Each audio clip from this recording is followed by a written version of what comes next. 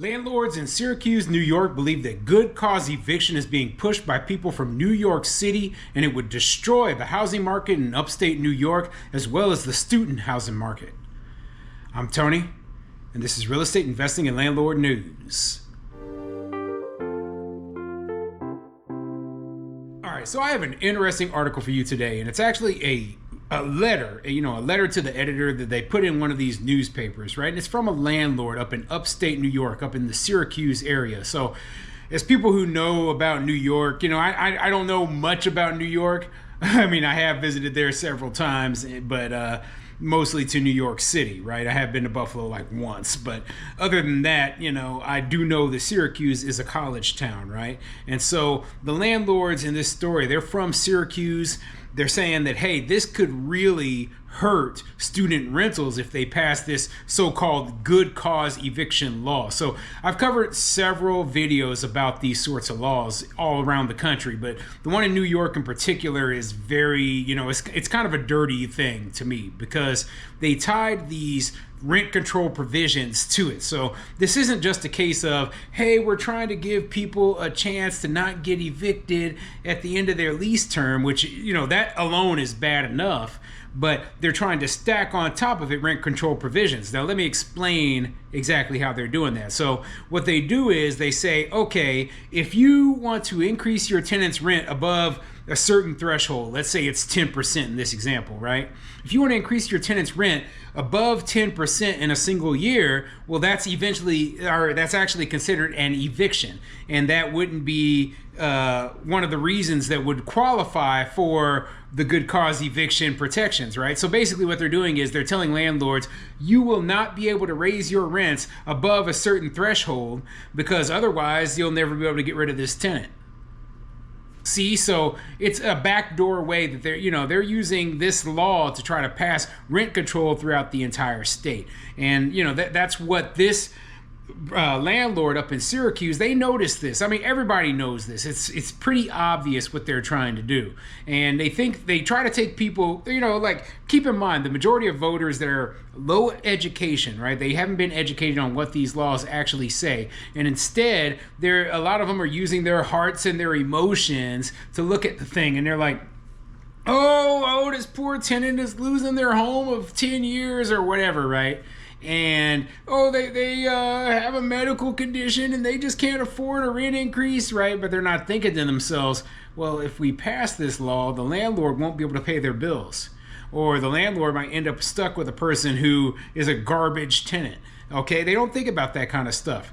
They don't care, honestly. I mean, they're like, oh, well, you should have to deal with it, as though the landlord providing a service is somehow us being a charity. We're not charities, okay? I don't know who got in their mind that a landlord was somehow the social service provider, a charity, a homeless shelter, a nonprofit, because we are for-profit entities here. Even the small landlords who maybe own one property, they're not doing it out of the goodness of their own hearts. They're doing it maybe for extra retirement. Maybe they're doing it for a little bit of extra cash, but they put a lot of hard-earned money into these properties and they expect some sort of return. So when they put these laws into place saying, hey, you can't raise your rents, or hey, you can't evict these garbage tenants, well, you are basically driving a lot of people out of business. You're driving them out of business, or you're making their operating costs so much higher.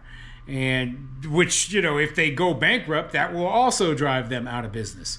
So yeah, I wish that people had a better understanding of what these laws say and why people were why landlords in particular are so against them. So before I get into the article, go ahead, hit the like and subscribe button, maybe leave a comment down below. Let me know what you think. So do you think that, this good cause eviction law up in New York, right, is going to make things better or make things worse for tenants and landlords, of course, okay? I know I didn't cover exactly what good cause eviction means in this video. I've covered that a lot of times. I'll do a quick synopsis real quick. Basically, landlords are given a very small specific set of circumstances that they are allowed to evict a tenant, right? And so what this really means is that when you first put a tenant into your unit, if you give that tenant a 12-month lease and then you intend on taking that unit back at the end of the 12 months, you can't do it. Okay? So if the tenant, paid rent every month for the entire 12 months, and then you're like, well, I just don't want to renew this tenant's lease, they consider that an eviction. Okay? And you can't do it according to state law. You can't just say, okay, your lease, is terminated after the 12 months that you agreed to in this contract. So what they're telling us is our contracts are worthless. Our leases are worthless. The terms of the lease are worthless because the state or the tenant themselves now dictate how long these contracts are good for. But anyway, let me get into this article and explain the rationale behind this landlord in Syracuse, New York, what they're thinking. This article is coming from Syracuse.com, and it says, good cause eviction could reduce housing options for Syracuse college students. Your letters. It's an opinion letter, of course, right? But it's from a landlord, so I like hearing these kind of stories. So let's get into it. A contingent of state lawmakers, predominantly based in New York City, have signaled their intent to push policy that will disrupt student housing in areas like Syracuse and neighboring college towns. Good cause eviction is a rent control scheme intentionally misnamed by its supporters that would impose the city's broken rent laws statewide. Yeah, the rent control laws in New York City are broken. Everybody knows they're broken. And you know what? The people in the rest of the state, they do not want these things where they're at. Think about it, right? It's supposed to keep housing more affordable in places, so that it doesn't end up expensive like New York. But New York is the part of the state with the rent control laws, and it's also the part of the state with the least affordable housing. How does that make any sense, okay? Meanwhile, in upstate New York, housing is much more affordable. In fact, in Buffalo in particular, it might be some of the cheapest housing in the entire country. The Syracuse area is home to numerous public and private colleges and universities that play a significant role in the lives of surrounding towns and villages. Good cause eviction, if implemented, would pose a significant threat to these well-established housing ecosystems. Student housing markets are inherently dynamic, characterized by a constant cycle of students leasing properties for short durations. The good cause eviction provisions for mandatory lease renewals could severely disrupt this cycle. It could lead to situations where graduates occupy housing meant for current students, hampering the natural turnover necessary for universities to maintain and grow enrollment figures. And this is something I haven't really thought about a lot, right? In a college town, there is going to be a certain amount of turnover, but imagine if you're basically forced to renew these leases for people who aren't even students anymore, right? Basically turning a lot of the housing that previously was for college students into long-term permanent housing, okay?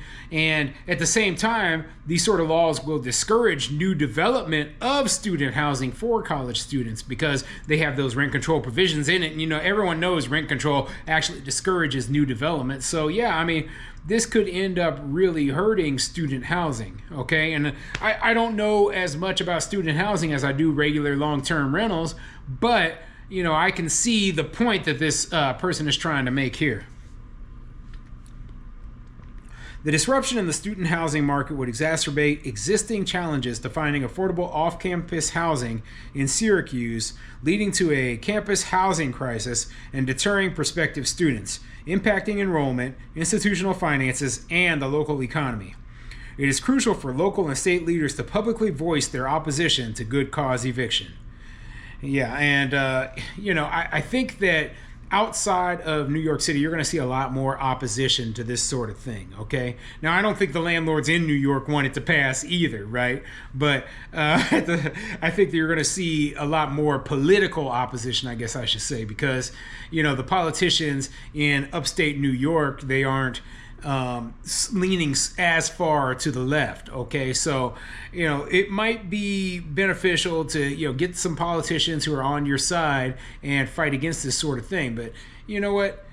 I do think that this will eventually pass, okay? I mentioned that the last time they brought up the state law and it never made it through the I can't remember if it's called the assembly or the legislature up there in New York, but whatever. It never made it through. It didn't make it through. And I said at the time that eventually, you know, they're going to keep proposing this stuff. They're going to keep proposing it, and it will pass. And my personal opinion is this is why I don't invest in these sorts of states, okay? Because you know that your property rights, you're never going to get more property rights. They're going to slowly chip away at them, and you're going to lose property rights as time passes. And, you know, you'll look back one day and you'll be like, man, how did I end up in this system where I'm stuck under, I can't evict any tenants. You know, all my properties are under rent control. How did this situation happen? You know, but it was a long, slow process that created this entire mess for the landlords in these places. So anyway, thought I'd bring this article up. I wanted to bring up good cause eviction again because we're seeing a lot of these proposals for something similar in places even where I invest, okay? They were talking about implementing good cause eviction in Kansas City, okay? That's middle of the country. Insane in my opinion, but you know, we'll see more of this as time passes.